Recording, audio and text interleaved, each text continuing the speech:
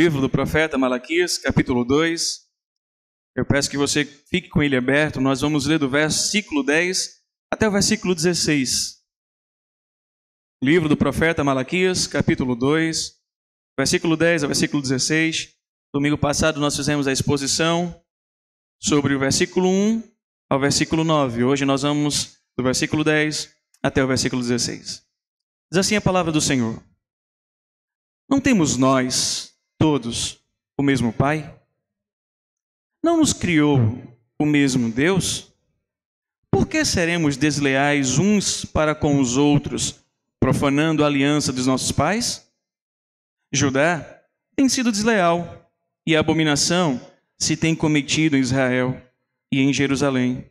Porque Judá profanou o santuário do Senhor, o qual ele ama, e se casou com a adoradora de deuses estranhos. O Senhor eliminará das tendas de Jacó o homem que fizer tal, seja quem for, e o que apresenta ofertas ao Senhor dos Exércitos. Ainda fazeis isto, cobris o altar do Senhor de lágrimas, de choro e de gemidos, de sorte que ele já não olha para a oferta, nem aceita com prazer da vossa mão. E perguntais: por quê? Por quê? Porque o Senhor foi testemunha da aliança entre ti e a mulher da tua mocidade, com a qual tu foste desleal, sendo ela a tua companheira e a mulher da tua aliança. Não fez o Senhor um mesmo que, havendo nele um pouco de espírito? E por que somente um? Ele buscava a descendência que prometera. Portanto, cuidai de vós mesmos, e ninguém seja infiel para com a mulher da sua mocidade. Porque o Senhor Deus de Israel diz que odeia o repúdio, e também aquele que cobre de violência as suas vestes, diz o Senhor dos Exércitos. Portanto, cuidai de vós mesmos e não sejais infiéis. Senhor, mais uma vez nos achegamos a Ti, pedindo que o Senhor fale as nossas vidas, que o Senhor venha ao nosso encontro, que possamos ouvir de forma clara, de forma audível, a Tua voz. Que eu seja Vox Dei nessa noite, voz de Deus para o Teu povo. Em nome do Senhor Jesus. Amém. A cada domingo nós temos caminhado em uma perícope deste livro. E nós temos tratado uma temática central dentro do livro do profeta Malaquias, que é arrependei-vos. A nossa perspectiva hoje vai ser justamente de algo muito forte e muito pesado. Lembra que o Senhor trouxe uma sentença, o Senhor trouxe uma mensagem pesada, o Senhor trouxe uma mensagem dura para o seu povo. Não é diferente hoje. A nossa temática para o dia de hoje será: arrependei-vos da infidelidade. Conta uma história ilustrativa de que Satanás estava reunido com seus anjos. E nessa reunião, eles conversavam, tentando tramar uma ideia de como prender o povo. Prender o povo no sentido de não deixar o povo buscar a Deus, de não ter tempo de servir a Deus, de não ter tempo de viver para a glória de Deus. E aí, então, nessa reunião, eles começaram a trazer várias ideias. Seus anjos começaram a pensar, e daí um levantou e disse: eu tenho uma ideia. Vamos criar um entretenimento. E, na verdade, pegar o entretenimento e fazer dele um estilo de vida a tal ponto que as pessoas fiquem presas a ele e não consigam mais fazer outra coisa a não ser escrava deles. Eles não vão ter tempo de ler a Bíblia nem de orar.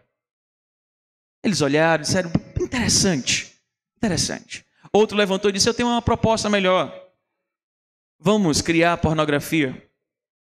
Vamos fazer isso. Porque eles vão ficar viciados, e quanto mais eles olharem, mais eles vão querer, mais eles vão desejar, e isso vai trazer culpa ao coração, isso vai trazer peso à mente, isso vai fazer com que eles não queiram se aproximar de Deus, porque eles vão se sentir enojados, porque pecaram contra o Senhor. E aí eles ficaram em silêncio e disseram: é uma boa ideia. Mas aí levantou um no meio de todos e disse assim: vocês estão propondo ideias interessantes. Mas vocês não estão percebendo que apenas um ou dois podem cair com esta ideia que vocês estão colocando. Nós precisamos de algo maior.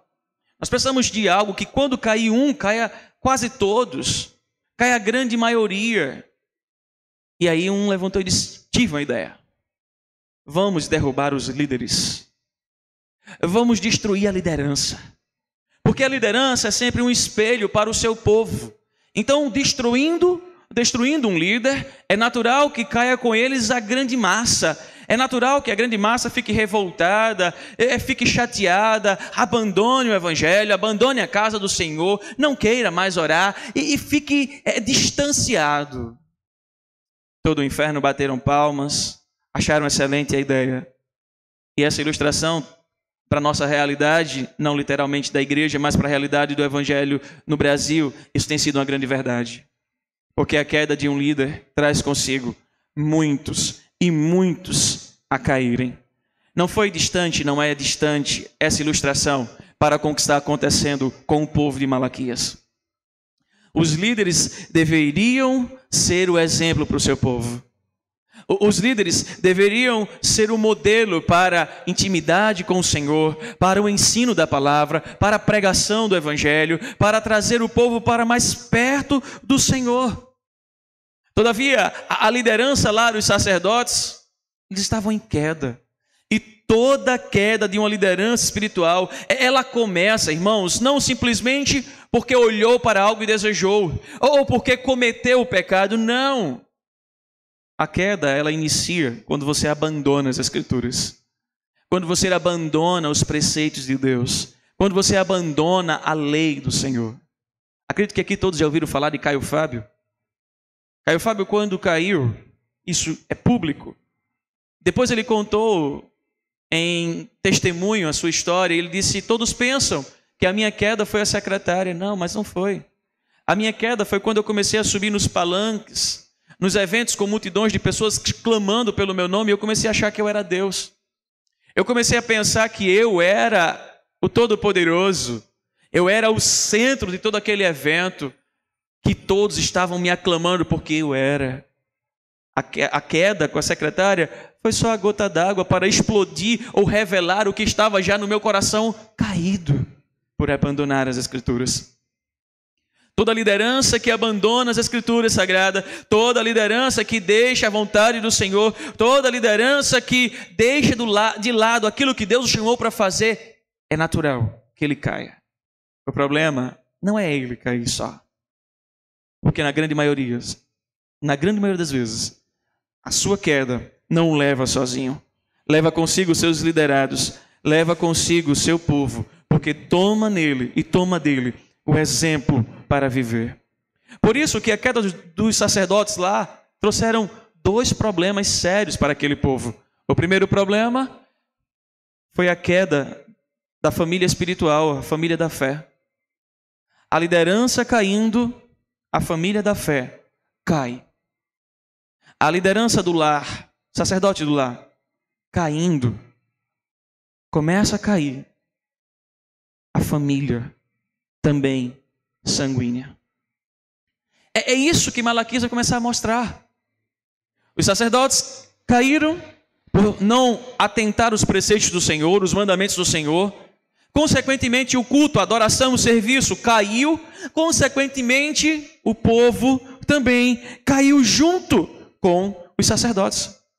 Contudo, nós precisamos lembrar, irmãos, que para a família sucumbir na fé, na vida espiritual, para a família sucumbir de forma terrena, ela precisa apenas fazer uma coisa: deixar de viver, deixar de se alimentar e deixar de ser conduzida pela palavra do Senhor.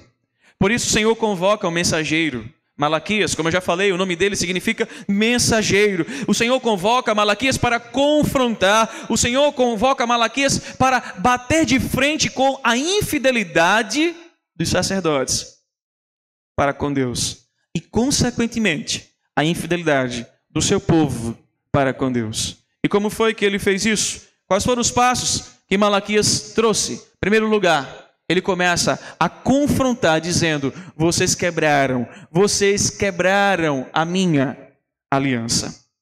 Do versículo 10 ao versículo 12, nós vamos compreender como foi essa quebra da aliança. Nós vamos entender o que o profeta está tratando, e eu vou colocar aqui alguns pontos específicos desse versículo 10 ao versículo 12, para que a gente possa entender como eles foram infiéis e como eles afrontaram o Senhor. Porque a quebra dessa aliança se dá pela infidelidade e pelo afrontamento. Quando a gente olha o versículo 10 em diante, a gente vê várias perguntas, e as perguntas não são perguntas de pessoas inocentes e ingênuas. Eles sabem que estão sendo infiéis. Eles sabem que estão errando diante do Senhor. Eles sabem que estão falhando diante do Senhor. Mas a pergunta é uma pergunta para afrontar. E por este motivo, eles começam a afrontar o Senhor primeiro, compreendendo uma coisa aqui. Olha para cá. Eles compreendem ser Deus Pai e Criador, mas eles não se submetem ao Pai e ao Criador. Pelo contrário, eles desrespeitam o Pai Criador. Eles não cumprem as promessas, eles não vivem as promessas, eles não andam nas promessas do Senhor. Eles desrespeitavam. Interessante, desse Senhor que os amou. Você lembra, capítulo 1, sentença do Senhor para o povo, para os sacerdotes? A primeira sentença: eu vos amei. Osés capítulo 11, versículo 1. O profeta Osés diz a mesma coisa. Quando Israel era menino, eu o amei. Tanto aqui quanto lá o Senhor está dizendo: eu vos amei, mas vocês não respeitam. Vocês não me honram, vocês são infiéis. Mesmo sendo amado pelo Senhor, eles não queriam se submeter à paternidade do Senhor. Mesmo sendo amado pelo Senhor, eles não queriam se submeter ao Deus Criador, ao Deus poderoso.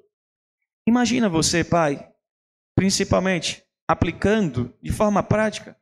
Você, pai que ama o seu filho, que luta para dar o melhor pelo seu filho e para o seu filho. Você que conduz a história dele no sentido humano da melhor forma, tendo um filho que não te honra, não te obedece, te desrespeita e é infiel para com você. O que você faria com ele ou com ela? É justamente o que está acontecendo.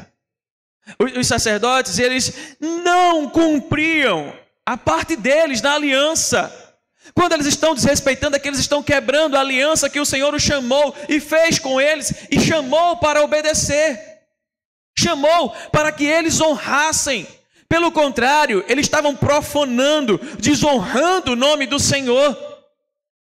Eles sabiam o chamado que eles tinham, eles sabiam para que eles foram chamados. Eles sabiam o que eles deveriam fazer, eles sabiam o que eles deveriam ensinar, em que eles deveriam confiar. Mas no final das contas, eles eram rebeldes contra o Senhor. E por isso, eram infiéis, afrontavam e desrespeitavam o nome do Todo-Poderoso. Veja outro ponto onde eles afrontavam o Senhor. É que eles quebraram a aliança com o Senhor. Sabe fazendo o quê? Olha aqui a expressão. Realizando o quê? Casamento misto. Uau! Deixa eu repetir. Eles afrontaram o Senhor. Eles foram infiéis, desobedientes e afrontaram o Senhor. Em primeiro lugar, não obedecendo e honrando Deus como Pai e Criador. Pelo contrário, eles respeitavam o Senhor. Eles profanaram o nome do Senhor. Em segundo, aqui, dentro desse primeiro ponto, eles quebraram a aliança com o Senhor, realizando casamento misto. Irmãos, quando os sacerdotes e o povo do Senhor recebeu a lei lá no Monte Sinai, não sei se você vai conseguir lembrar, eles disseram uma coisa a Deus: entrega-nos a lei e nós obedeceremos o Senhor. Eles prometeram: nós viveremos em obediência às tuas leis, nós não daremos os nossos filhos nem nossas filhas para o povo pagão, nós iremos cumprir a tua lei. Interessante porque lá no livro de Deuteronômio, capítulo 7, do versículo 1 ao versículo 4. O que Malaquias está falando justamente está nessa estrutura. Olhe comigo se você desejar. Do versículo 1 ao versículo 4. Quando o Senhor Deus os fizer entrar na terra para a qual vocês estão indo, para dela tomar posse, ele expulsará de diante de vocês muitas nações. E aí ele começa a mostrar quais são as nações. Os hititas, girgazeus, amorreus, os cananeus, os ferezeus, os heveus e os jebuseus. Veja que coisa linda, nome lindo de nação. São 7 nações, o texto vai dizer, maiores e mais fortes do que vocês. São maiores e mais fortes do que vocês. Quando o Senhor, seu Deus, as tiver entregue a vocês, e vocês as tiverem derrotado, olha a estrutura. O Senhor escolheu um povo, tanto que no versículo 8 ele vai falar sobre isso. E ele está dizendo, vocês são menor, são mais fracos, mas escolhi vocês, vocês vão vencer essas 7 nações, e quando vocês estiverem derrotados, vocês a destruirão totalmente. Aí ele começa a dizer, não façam com elas tratado algum. E aí ele começa a destrinchar o tratado. Não tenham piedade delas. Não se casem com as pessoas de lá. Nem dê suas filhas aos filhos dela. Nem tomem as filhas delas para os seus filhos. Pois elas desviarão seus filhos de seguir-me para servir outros deuses. E por causa disso, a ira do Senhor se acenderia contra vocês e rapidamente o destruiria. O problema lá em Deuteronômio, o problema em Malaquias, o problema em Esdras capítulo 9, o problema em Neemias capítulo 13, é o mesmo problema aqui citado.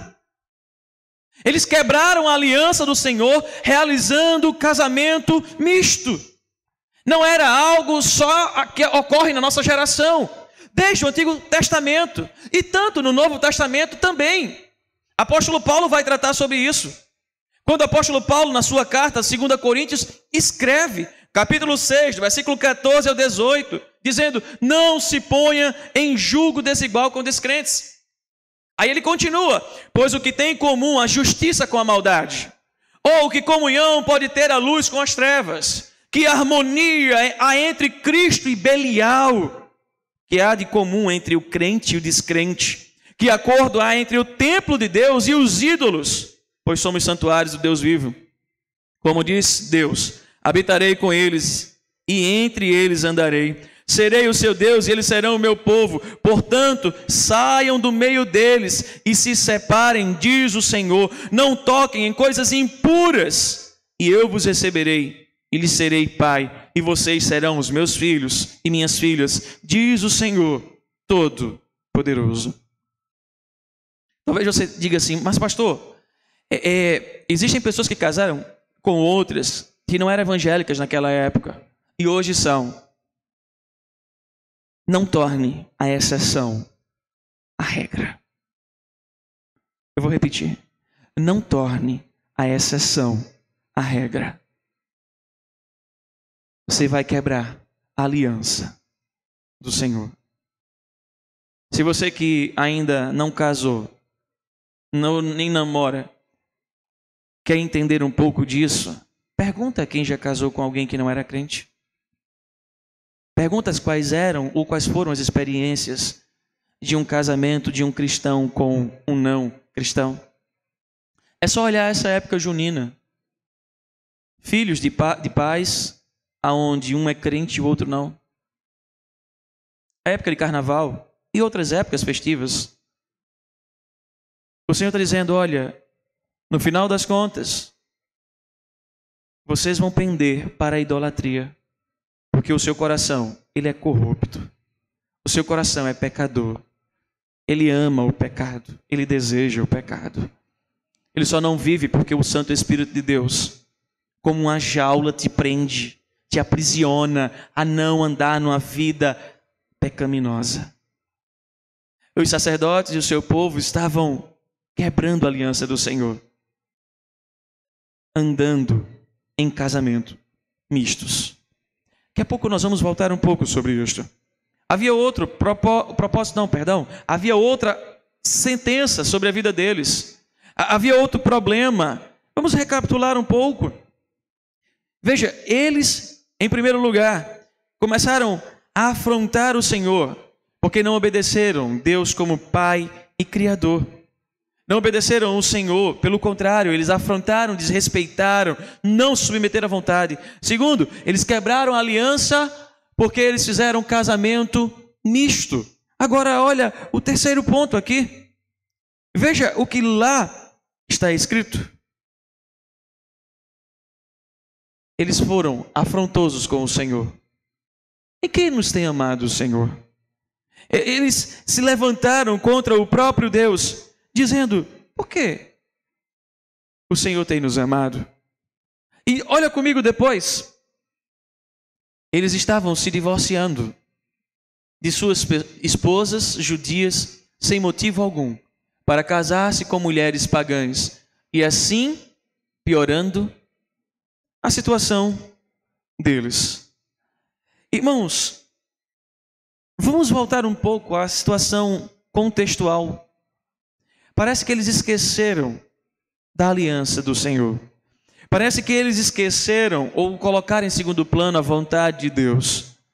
Eu não vou obedecer o meu pai, muito menos o meu Criador. Eu não quero saber dessa história de casamento misto. Isso aí é lá para os meus pais, o meu povo, a minha geração. Não, isso é coisa retrógrada. Isso é coisa que fica no passado. Então, não vamos fazer isso. Outra coisa, as nossas esposas, elas são muito problemáticas. Essas mulheres não judias, elas parecem mais atrativas. Talvez elas sejam mais até belas. Então, olha, vamos deixar aqui nossas esposas que estão dando problemas demais, dor de cabeça demais. Deixa ela de lado. Vamos nos separar. O que eles estavam fazendo era rompendo a aliança. Porque, em primeiro lugar, eles não estavam traindo apenas as esposas, no sentido de separar. Eles estavam traindo o próprio Deus. Eles estavam abandonando a vontade do próprio Deus. Volte comigo. Aqui é o texto de Malaquias. E vamos ver. Versículo 14. Quem era a testemunha deste casamento? Ou, na verdade, sobre quem eles estavam fazendo esse casamento? Olha comigo. E perguntais, por quê? Porque o Senhor foi testemunha da aliança sobre quem? Entre ti e a mulher da tua mocidade, com a qual foste desleal. Eles estavam traindo em primeiro lugar a Deus. Não era a mulher. Aquele que foi testemunha do casamento, da união, do relacionamento. A separação que eles estavam procurando, em primeiro lugar, estavam dizendo assim: não importa a vontade de Deus, não importa o que Deus pensa sobre isso, não importa as consequências disso, eu não quero saber, eu quero alimentar as minhas vontades, o meu querer, realizar os meus desejos, porque em primeiro lugar eu, em segundo eu e terceiro para variar, eu também, não importa. Por isso que para quebrar a comunhão com Deus eu preciso abandonar as Escrituras. E é por isso que nós vemos hoje tantas separações. Tantos divórcios. O que é natural nos nossos dias? Incompatibilidade, genes. A gente não dá mais certo porque é incompatível. E se separa. Alguém já disse assim, que parece que separação é como quem troca de roupa. Os estudos provaram que devido ao processo da pandemia, nós tivemos nessa última década, esses últimos anos, o maior número de separação de casais. O que está acontecendo? Qual o motivo? O motivo foi por quê? Porque ela não me ama, porque eu não amo. Se Cristo não nos amasse, como ficaria a nossa situação? Temos traído o nosso Senhor? Sido infiéis para com Ele? Falhos? Casamento rompido. Em primeiro lugar, vocês estão traindo o Senhor. Segundo, o profeta Malaquias chama a atenção, porque não é só trair o Senhor, é traição com o cônjuge. Malaquias está dizendo para ele: vocês cometeram abominação diante de Deus, vocês cometeram algo terrível diante do Senhor. E essa expressão, volte comigo, versículo 14 de novo. Veja quando ele vai dizer: vocês foram desleais com a mulher da tua mocidade e a mulher da tua aliança. E aí, versículo 15, ele vai dizer: não fez o Senhor o mesmo que havendo nele um pouco de espírito? E por que somente um? Ele buscava a descendência que prometera. Portanto, cuidai de vós mesmos, ninguém seja infiel para com a mulher da tua mocidade. A ação deles era uma ação abominável diante do Senhor. O profeta Malaquias está dizendo: o que vocês estão fazendo. Em outra versão, se você tiver com a NVI aí, você vai ver, ela é repugnante diante de Deus. Interessante porque essas expressões, abominável, repugnante, como sinônimos no hebraico, ela é usada para um contexto. Lá no Antigo Testamento, ela é usada para o culto aos ídolos. Isaías capítulo 44, versículo 19, vai falar que a adoração aos ídolos é repugnante, é abominável. Quando o profeta Malaquias usa essa expressão, que é usada para ídolos, sabe o que ele está falando no final das contas? Vocês estão traindo Deus, vocês estão traindo o seu povo, porque vocês são idólatras.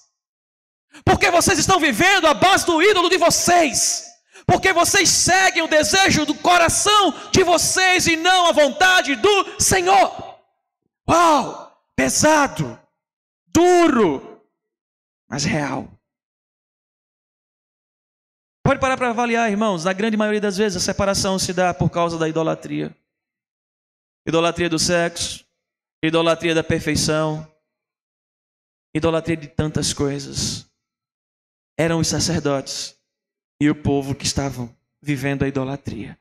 A atitude era abominável diante de Deus, porque eles não estavam seguindo a lei do Senhor, eles estavam seguindo o desejo dos ídolos, eles estavam seguindo o desejo do coração deles. Tais líderes estavam vivendo uma vida de buscar agradar os seus ídolos e dar o resto para Deus. Tais líderes estavam vivendo o desejo de buscar agradar os seus ídolos e não agradar e obedecer à lei do Senhor, e com isso eles estavam profanando o nome de Deus. Em suma, eles eram desobedientes e rebeldes diante do Senhor.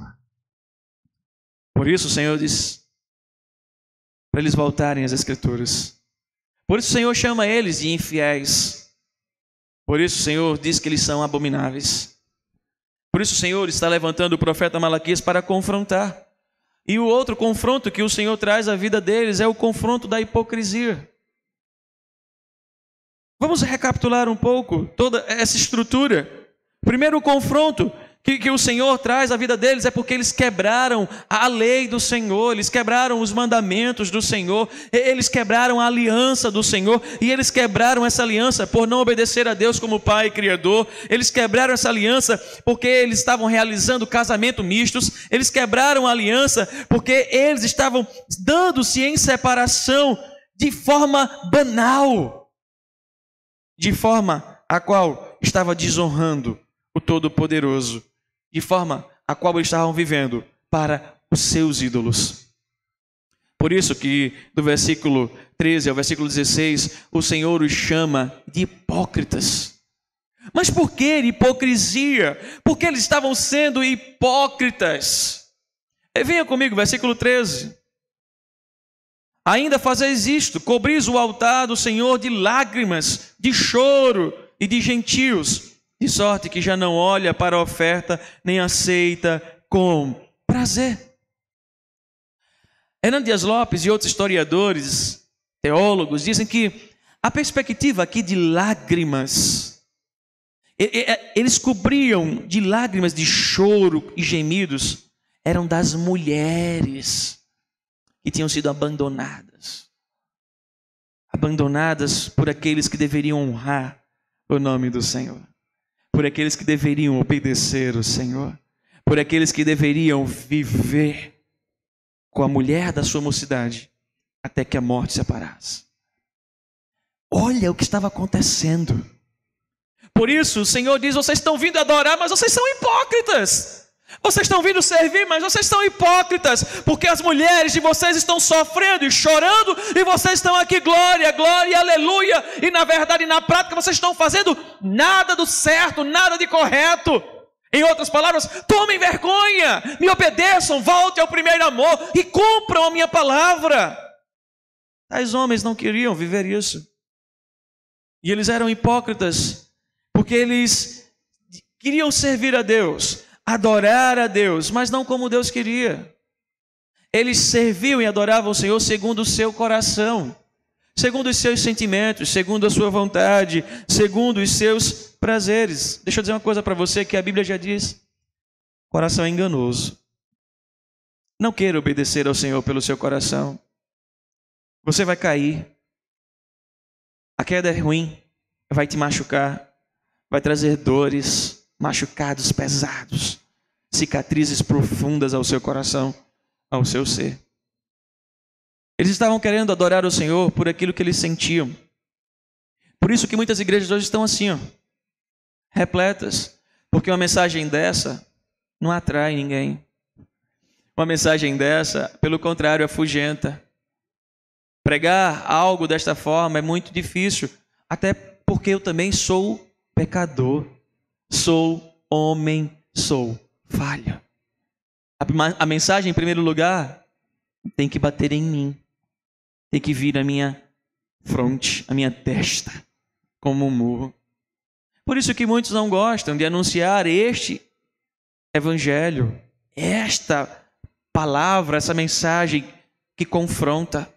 Por isso que Malaquias foi chamado para dizer: arrependam-se. Arrependam-se, parem de buscar agradar o coração de vocês. Compreendam, sacerdotes e povo, aqueles que desejam agradar a Deus, certamente não querem fazer nada que Deus tenha ódio sobre isso, ou não querem fazer nada que Deus odeia tanto. Pastor, o senhor está dizendo que Deus tem ódio? Sim, não é o ódio feito eu e você temos. A raiva porque alguém não respondeu o que nós queríamos, ou respondeu de forma diferente, e nós nutrimos um sentimento ruim. Não é esse, é um ódio santo, que não suporta o pecado, que não aguenta o pecado, que não ama e não tem prazer no pecado. O Senhor tem um ódio santo, porque este povo estava abandonando as Escrituras, a lei do Senhor, os mandamentos do Senhor. Vamos entender um pouco de como o Senhor revelou esse ódio? Vamos entender um pouco como esse ódio veio a existir. Em primeiro lugar, porque o Senhor, Ele teve tanto ódio? Porque Ele odeia o divórcio. Agora, por que Ele odeia o divórcio? Por quê? Vamos entender mais um pouco. Primeiro, porque o divórcio é um projeto humano e não divino. Deixa eu voltar à pergunta. Por que o Senhor odeia o divórcio? Simples e prático. Porque o projeto é humano e não divino. O Senhor instituiu homem e mulher e disse: serão os dois uma só carne. Vamos lá, constituam filhos, proliferem, encham a terra, cresçam, multipliquem-se, vivam para a minha glória. Não para separar. Perguntaram a Cristo Jesus: Senhor, pode haver separação? E a resposta de Cristo foi muito simples. No princípio não era assim. Não foi criado o casamento, a família para isso. Aí ele responde: mas por causa de quê? A dureza do vosso coração. Simples. O projeto é de vocês. O desejo é de vocês. O sonho é de vocês. Certa feita, eu conversava com uma pessoa já experiente, idade avançada, e nós tratávamos justamente sobre esse assunto. E a pessoa disse assim: divórcio nunca é a solução. Divórcio, pastor, é algo que destrói as duas vidas, que machuca as duas vidas. E não foi isso que Deus planejou. Não foi isso que Deus construiu e constituiu para a família. E essa pessoa era divorciada. E ela disse: se eu pudesse voltar no tempo, eu nunca teria feito isso. Os estudos provam que depois que você se separa a primeira vez, para fazer a segunda, terceira, quarta, quinta, é muito rápido. Porque você tem disposição, força, porque você compreende, não me satisfez, não me completou, segue o caminho, segue a vida. Certa feita eu estava na academia e lá conversando com algumas pessoas sobre família e tratando biblicamente do que é o casamento.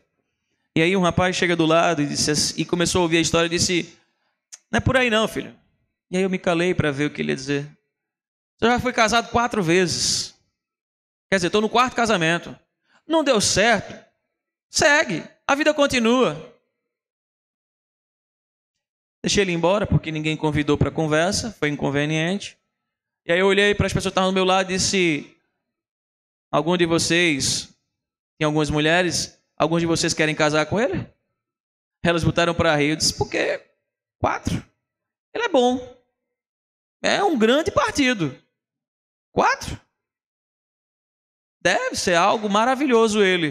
O problema são as mulheres, nunca é ele. E aí a gente continua a conversa. Separação não é um projeto divino.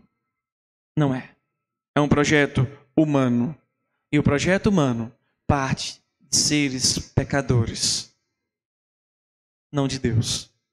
Segundo, porque o Senhor odeia o divórcio. Está aqui. Porque é destruir a aliança.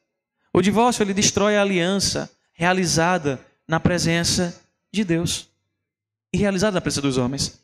Nós vimos no versículo 14, Deus, ele foi testemunha. O casamento foi realizado diante de Deus e diante dos homens. Quando você busca a separação, busca o divórcio, quando você quer romper algo que você fez diante de Deus, você está destruindo a aliança que você fez diante do Senhor. Certa feita, até acredito que foi Cláudio Duarte falando sobre isso, disse que um casal chegou para conversar com ele no seu gabinete e disse: pastor, a gente quer se separar. E ele realizou o casamento. Ele disse: tá bom, sem estresse. Se ajoelha os dois. Se ajoelhou. Quem tomou a iniciativa foi o homem. Ele disse: eu vou começar orando por você. Senhor, dá um infarto ao teu filho. Senhor, pode ser rapidinho, ligeiro. Senhor, deixa ele sentir dor não. Ou se o que o Senhor quiser para ele aprender, deixa ele sentir dor, mas leva o teu filho, pai. E o cabo já tremendo assim: não, peraí, pastor, calma. Senhor, eu acho que ele está começando a entender. Deus, vem sobre o teu filho e leva, guarda-o para tu, pai. Ele disse: pastor, pare. O que foi? Você está pedindo minha morte? Ele disse: claro. O casamento não é até que a morte separe? Ué, meu filho, você quer que eu faça o quê? Brincadeiras à parte, eu não sei se de fato foi real ou não, mas ele contou essa história e é interessante. Nós precisamos entender, irmãos, que o casamento foi realizado na presença de Deus, não é uma brincadeira, não é algo banal, como nos nossos dias. Os estudos provam que a família ainda não foi destruída por causa de muitos cristãos. Muitos cristãos. Apesar de muitos cristãos estarem casando, se separando, casando, separando. Mas muitos cristãos ainda permanecem firmes à promessa e à aliança. Veja, a aliança ela é destruída. Por isso Deus odeia o divórcio. Agora, talvez você diga assim: mas pastor, não há um princípio bíblico que permite o divórcio? Sim. Há. Mas o princípio, ele trabalha para trazer paz. O princípio trabalha não como uma regra total. A regra é: perdoem-se, independente do que for, continuem.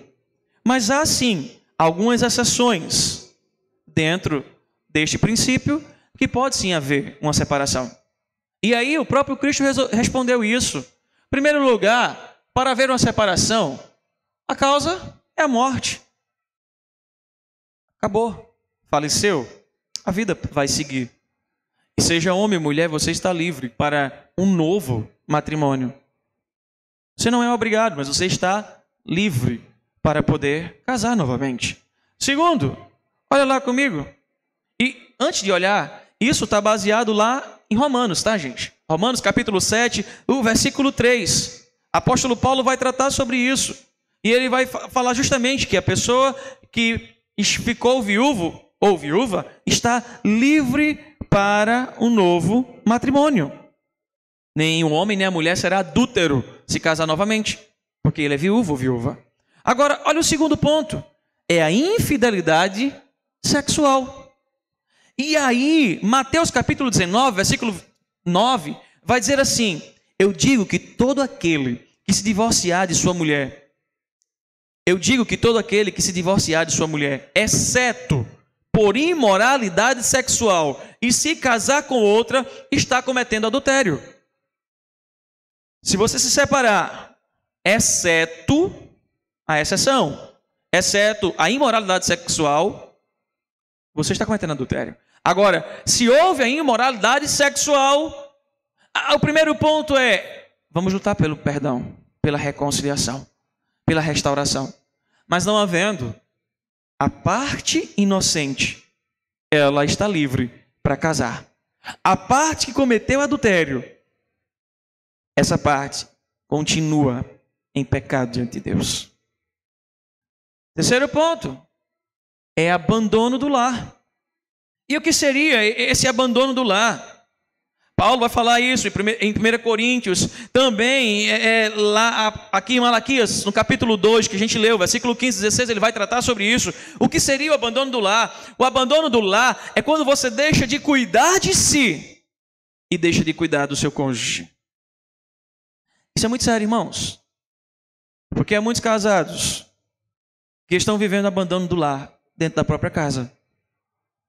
Mulheres, quando vocês deixam de cumprir a função de vocês para a qual Deus criou, vocês estão abandonando o lar de vocês.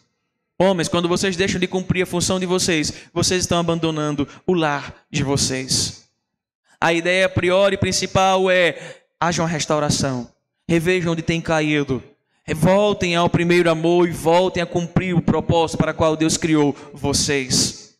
Porque se não se arrepender, você está dando liberdade para o seu cônjuge vir a pedir uma ruptura, porque você abandonou lá, você abandonou os seus compromissos. Contudo, precisamos compreender uma coisa, irmãos: o casamento é como uma conta bancária. Conta bancária, pastor? Sim. Alguns estão bem fraquinhos, né? Outros têm um bocado.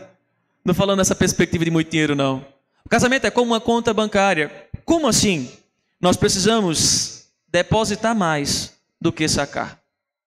Se você saca mais da sua conta bancária do que deposita, significa que vai acabar. Vai acabar. É a mesma coisa de uma plantinha. Se você apenas suga os nutrientes dela e não cuida, ela vai morrer. O casamento, ele tem essa perspectiva. Por isso, como uma ideia de conta bancária, imagina, se você investisse mais na sua conta bancária, como ela estaria hoje?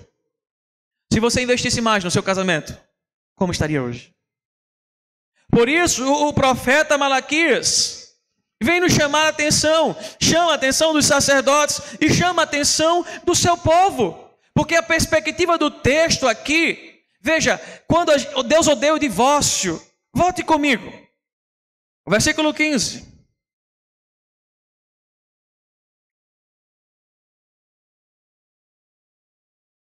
Versículo 16, quer dizer: porque o Senhor Deus diz que odeia o repúdio, e também aquele que cobre de quê? Violência as suas vestes. O que o profeta Malaquias está dizendo aqui, trazendo ao nosso coração, em resumo desse texto, desses 2 versículos, é: aquele que se divorcia, aquele que se separa, ele traz mancha de violência para a sua roupa. Ele traz mancha de violência para o seu ser. Por isso que Deus odeia o divórcio. Por isso Deus é contra o divórcio. Porque quando você se divorcia, você está manchando, em primeiro lugar, a Deus, depois você, depois o seu próximo. Por isso, irmãos, nós precisamos entender uma coisa: A infidelidade dos líderes estava levando o povo à mesma caminhada. E isto levou a família espiritual e a família sanguínea a cometerem pecados que estava trazendo dor, sofrimento e angústia ao povo. Como tudo isso se aplica a nós? Porque até o dado momento eu falei só do contexto daquele povo ao qual Malaquias foi chamado. Irmãos, algumas aplicações eu vou trazer rápido da nossa vida. Primeiro, a grande crise nas famílias de hoje se dá justamente em primeiro lugar. Sabe por quê? Por causa da infidelidade. E eu não estou falando apenas da infidelidade conjugal, no sentido de traição. Não! Eu estou falando da infidelidade para com Deus. A infidelidade de viver aquilo que Deus te chamou para viver. O sacerdote do lar é o homem. Muitas vezes nós não estamos cumprindo o nosso papel. E por isso as famílias estão andando em crise. A mulher é a auxiliadora, é a mulher competente, é a mulher idônea, que é colocada para auxiliar o seu marido e não cumpre o papel. Por isso o casamento está em crise. Por isso a família está em crise. E o que nós mais vivemos é cobranças. Cobranças e cobranças, porque um não cumpre o seu papel. E quando um não cumpre o seu papel, sabe o que acontece? Sobrecarrega o outro. Deixa o outro exausto. Imagina, mulheres, você que tem um marido que é o provedor do lar, e você decidiu viver para casa e cuidar dos filhos. Não estou dizendo que isso é ruim, pelo contrário. Bênção, glória a Deus por isso. E é um trabalho que é mais cansativo talvez do que o trabalho que a gente faz na rua, homens. O trabalho de casa é exaustivo pra caramba. Mas imaginemos, teu marido trabalha, luta, e você em casa apenas deitada no sofá, assistindo Netflix, ou qualquer outra coisa, e não cumprindo com o teu papel. Aí o teu marido chega, tem que fazer talvez a janta, o café da manhã para o outro dia. O que é que você está fazendo? Sobrecarregando ele. Aí teu marido chega, tem que varrer a casa porque você não varreu, tem que colocar roupa para lavar porque você não fez. Você está em casa para administrar o teu lar e você não fez. Como é que teu marido vai ficar? O que é que vai acontecer nesse lar? Agora vamos inverter o princípio. Vamos inverter o papel. Imagina o marido que não é responsável com a casa, que não trabalha, mas que dá um trabalho. E a mulher luta pela administração do lar e o rapaz só chega para atrapalhar a administração. O que é que você vai fazer? Quer dizer, como vai ficar essa mulher? A mulher ajeita a casa, deixa a casa um brinco, o caba chega, joga o sapato na sala, a meia no quarto, ou faz feito eu, coloca as roupas todas em cima da máquina de lavar. Imagina. Sobrecarrega. Nós precisamos cumprir o nosso papel. Eu não estou dizendo que a gente vai ser perfeito. Mas essas ações é porque, em primeiro lugar, nós estamos sendo infiéis para com Deus. A infidelidade para com Deus nos leva a ser infiéis para conosco e com o próximo. Por isso que o profeta Malaquias está falando lá, também traz aos nossos dias. Segundo, primeiro, precisamos ser fiéis ao Senhor. Segundo, não ser infiel ao Senhor traz a traição. Eu não estou falando apenas da traição conjugal. Eu não estou falando apenas da infidelidade conjugal, de um homem se envolver com outra mulher ou uma mulher se envolver com outro homem. Não. Mas a traição em todos os aspectos com você para com o seu próximo. Em primeiro lugar, para com o seu Deus. Você não glorifica o Senhor no cumprimento do seu papel. Você não exalta o Senhor no cumprimento do seu papel. Então você está traindo em primeiro lugar a Deus. Você vai cumprir, sabe, o desejo de quem? Dos seus ídolos. Nós somos criadores de ídolos, irmãos, dentro do nosso coração. Se eu traio o meu Senhor e vivo para satisfazer o meu ídolo, trair a minha esposa ou trair o meu esposo, quer dizer, a esposa traiu o esposo, né? Fica a melhor colocação. É algo simples e fácil. É algo natural. Acontece. Porque quebrou o princípio. Porque deixou a vontade de Deus do lado. E compreendamos, irmãos, a traição, desde a queda de Adão até os nossos dias, ela ocorre. que foi que ocorreu lá em Adão? Idolatria. Eles traíram Deus por causa do desejo idólatra de ser igual a Deus, o desejo idólatra de viver como Deus, o desejo idólatra de construir, destruir, de tomar conta de tudo feito Deus. Por causa disso, eles buscaram o desejo do seu coração. Por causa disso, eles desobedeceram, quebraram a aliança que Deus fez, dizendo para eles que não fizessem. Por isso, irmãos, tanto lá em Malaquias quanto nos nossos dias, nós somos exortados e repreendidos justamente a não viver o desejo ou os ídolos do nosso coração. Porque se nós vivermos o desejo e os ídolos do nosso coração, trair o Senhor, trair o meu cônjuge, se dar em casamentos mistos, servir aos meus ídolos, viver em conflito com o Senhor, vai ser algo natural, vai ser algo muito real. E aí, qual o motivo de você estar passando por tantas crises?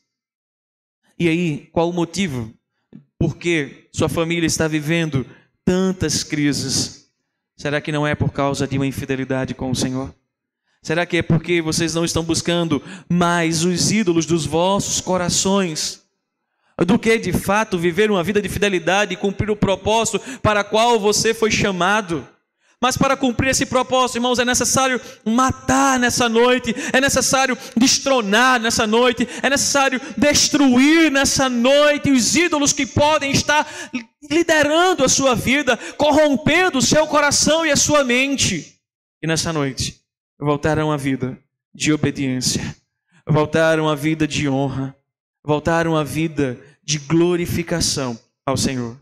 Por isso, queridos irmãos, concluindo, todas as vezes que eu ou você, nós buscamos soluções para os nossos problemas fora de Deus, toda vez que nós buscamos soluções para os conflitos fora de Deus, possivelmente nós estamos buscando soluções em nossos ídolos. Nós estamos buscando tratar as nossas lutas por meio dos nossos ídolos. Por isso que é urgente que hoje, mais do que nunca, nós voltemos a viver a aliança que Ele fez conosco. Nós voltemos a viver a aliança que Ele propôs à nossa vida, para que eu e você possamos ter paz e vida. Por isso, abandone toda e qualquer infidelidade e se curve ao Senhor. E se arrependa ou nos arrependamos. Feche os seus olhos e vamos orar. Pai de amor, nós nos rendemos a Ti. Nós nos lançamos aos Teus pés, reconhecidos quem nós somos. Reconhecidos, Deus, que muitas vezes temos buscado mais o desejo do nosso coração idólatra, o desejo do nosso coração pecaminoso e corrupto, do que a Tua vontade. E por causa disso temos entrado em crises e problemas, temos enfrentado lutas, temos nos encontrado em dor por causa das nossas decisões. Nessa noite, Espírito Santo de Deus, nos faz ver aonde temos sido infiéis para contigo. Nos faz rever, Senhor, os nossos pecados, porque eles nos afastam da Tua presença. Eles nos levam a tomar decisões erradas. Espírito Santo de Deus, nessa noite, assim como o Senhor levantou o profeta Malaquias, que nessa noite a Tua palavra venha direcionada ao nosso ser e nos atrai a viver uma vida de fidelidade. Porque o divórcio, Senhor Deus, ele sempre, ou na grande maioria das vezes, se dá por causa da nossa idolatria. E ele destrói a aliança, machuca o próximo. Que nessa noite, Pai, possamos nos voltar à Tua palavra, a rever os nossos princípios, que possamos voltar a andar nas Tuas leis, como diz o salmista, em nela meditar dia e noite. E que nessa noite sejam levantados cada vez mais homens e mulheres que amam a tua lei, homens e mulheres fiéis ao Senhor, em nome do Senhor Jesus. Amém e amém.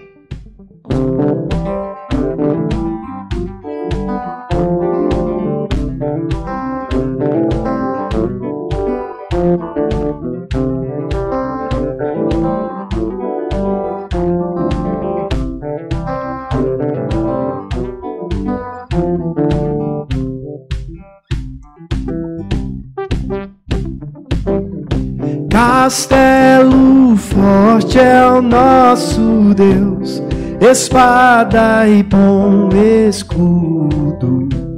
Com seu poder defende os seus em todo transe agudo. Com fúria pertinaz persegue Satanás. Com ânimo cruel, muito forte é o Deus fiel, igual não há na terra.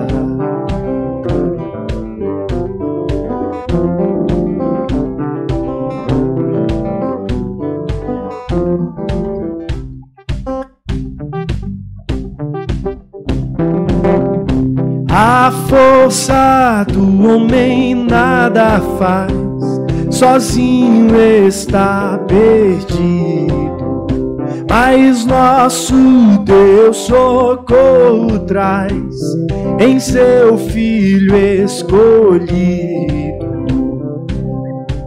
Sabeis quem é Jesus, o que venceu na cruz, Senhor dos altos céus, e sendo o próprio Deus, triunfa na batalha.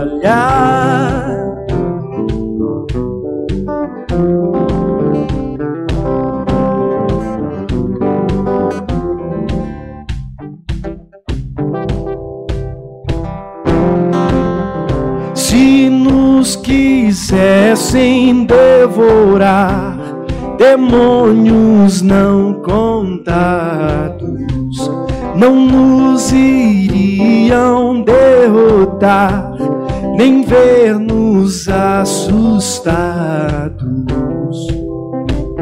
O príncipe do mal, com seu plano infernal, já condenado está, vencido cairá por uma só palavra.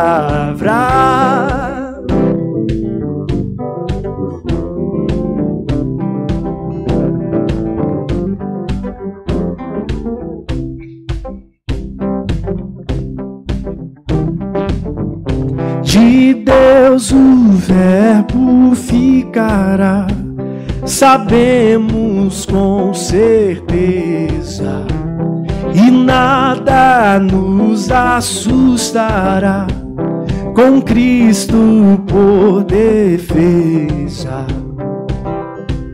Se temos de perder famílias, bens, prazer, se tudo se acaba e a morte enfim chegar, com Ele reinaremos.